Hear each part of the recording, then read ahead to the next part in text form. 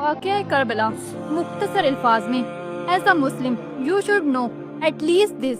ہم آغاز کرتے ہیں حضرت معاویہ رضی اللہ تعالیٰ عنہ سے. صحابی رسول تھے، وہ رسول اللہ کے کاتب وحی بھی تھے، یعنی قرآن لکھتے تھے. ان کی خلافت کے دور میں لوگوں نے بالخصوص کوفہ والوں نے انہیں مشورہ دیا کہ زمانہ سخت فتنے کا ہے، آپ اپنے بعد کا انتظام کریں، اور ان کے بیٹے یزید کا نام ہی خلافت کے لیے پیش کیا. حضرت معاویہ کو کچھ تعطل تو ہوا، لیکن بیعت یزید کا قصد کر لیا. شام اور عراق کے عام لوگوں نے یزید کی بیعت قبول کر لی، مگر اہل مدینہ خصوصاً حضرت حسین رضی اللہ عنہ، حضرت عبداللہ بن زبیر، حضرت عبداللہ بن عمر انکار پر ثابت قدم رہے. اپنی وفات کے وقت حضرت معاویہ نے یزید سے کہا کہ میرا اندازہ ہے اہل عراق حسین رضی اللہ عنہ کو تمہارے مقابلے پر آمادہ کر لیں گے.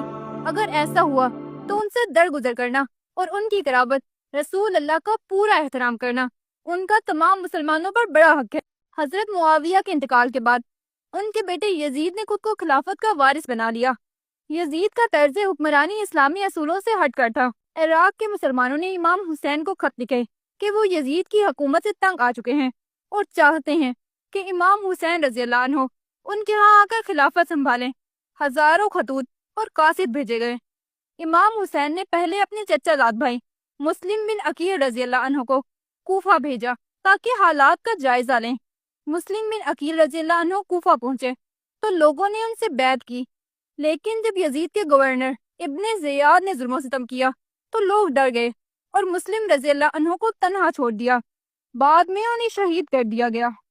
اس کے بعد امام حسین رضی اللہ عنہ اپنے خاندان اور ساتھیوں کے ساتھ مکہ سے روانہ ہوئے. انہیں راستے میں مسلم بن عقیل کی شہادت کی خبر ملی، لیکن امام نے واپس نہ جانے کا فیصلہ کیا کیونکہ وہ حق پر تھے اور ظلم کے خلاف قیام کو ضروری سمجھتے تھے. کربلا کے مقام پر یزید کے لشکر نے امام رضی اللہ عنہ کا قافلہ روک لیا اور انہیں آگے بڑھنے یا واپس جانے کی اجازت نہ دی. کربلا میں امام حسین رضی اللہ عنہ کا قافلہ تقریباً 72 افراد پر مشتمل تھا، جس میں بچے، خواتین اور اہل بیت کے جوان شامل تھے. یزید کے لشکر نے دریائے فرات سے پانی لینے پر پابندی لگا دی. بچوں اور خواتین کو پیاسا رکھا گیا اور 10 محرم الحرام کو امام حسین اور ان کے ساتھیوں نے یزید کی فوج جو تقریباً 30,000 افراد پر مشتمل تھی کے خلاف جنگ لڑی. امام کے ایک ساتھی نے جام شہادت نوش کیا. اہم شہداء میں شامل تھے حضرت علی اکبر رضی اللہ عنہ، امام حسین رضی اللہ عنہ کے جوان بیٹے، حضرت قاسم رضی اللہ عنہ، حضرت حسن رضی اللہ عنہ کے بیٹے، حضرت عباس رضی اللہ عنہ، امام حسین رضی اللہ عنہ کے بیٹے، حضرت علی اصغر، امام حسین کا 6 ماہ کا شیر خوار بچہ.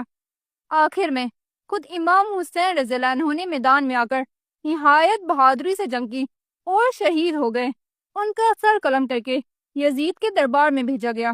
امام حسین رضی اللہ عنہ کی شہادت کے بعد اہل بیت کی خواتین اور بچوں کو قید کر کے کوفہ اور پھر شام لے جایا گیا. وہاں انہوں نے یزید کے دربار میں صبر، ایمان اور تقوی کی ایسی مثالیں قائم کی جو رہتی دنیا تک یاد رہیں گی.